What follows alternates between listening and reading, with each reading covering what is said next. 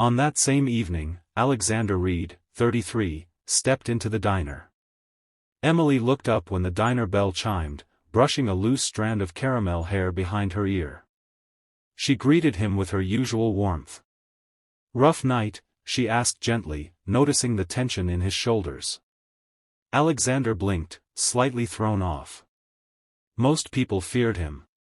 No one ever spoke to him like that. "Something like that," he replied, his voice low and distant. She led him to a booth. "What can I get you?" He glanced at the menu without really reading it. "Whatever you recommend." Emily smiled. "All right, CEO Mystery Man. I'll bring you the house special." He looked up sharply. "How do you know who I am?"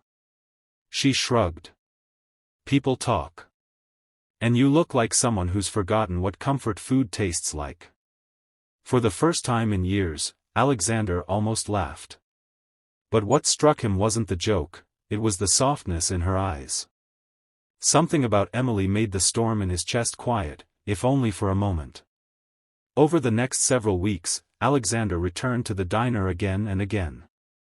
Sometimes late at night after endless board meetings.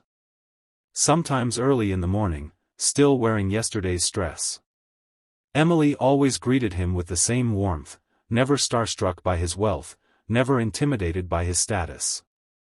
He wasn't Mr. Reed to her. He was simply Alex, a tired man in need of a moment of peace. Emily began to see through him, every crack he tried to hide, every forced smile. "You know," she told him one night, pouring his coffee, "it's okay to slow down. You don't have to carry the whole world alone." He swallowed, the words hitting deeper than he expected. "No one's ever said that to me before." But Emily wasn't living an easy life either. Some nights, she arrived at work with tear-stained eyes after spending hours at the hospital with her mother. She hid her pain under her smile, but Alex noticed, he always noticed. One night, after the diner closed, he found her sitting alone in a booth, head buried in her hands. "Emily, what's wrong?" Her voice cracked. "They're increasing Mom's treatment costs again. I don't know what to do anymore." Without thinking, Alex sat beside her. "Let me help." She shook her head immediately. "No. I don't want your charity. I just needed a minute to breathe." He respected that. And strangely, he admired her even more. Weeks turned into months. Their conversations grew deeper. Emily taught him to laugh again, to enjoy small things, a warm cup of coffee, a walk in the cold wind, the comfort of human presence. But not everyone approved.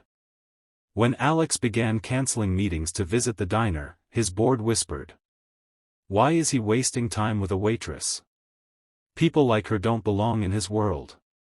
Rumors spread like wildfire. One evening, Alex walked into the diner looking shattered. "They want to remove me from my own company," he said. "They think I'm distracted." Emily set down the mug. "Alex, look at me," she said gently. "You're strong. You built your company from scratch. Don't let anyone make you feel small. And don't you dare apologize for having a heart." Her words lit something inside him. He stood taller. He fought back. And he won. But what mattered more than victory was what he realized during the battle. Emily was the only person who truly saw him. One snowy December night, Alex invited Emily to his company's winter gala. She hesitated, afraid of not fitting into his world. "What if people judge?" He smiled softly. "Then they judge. I only care about one person walking into that room, and that's you."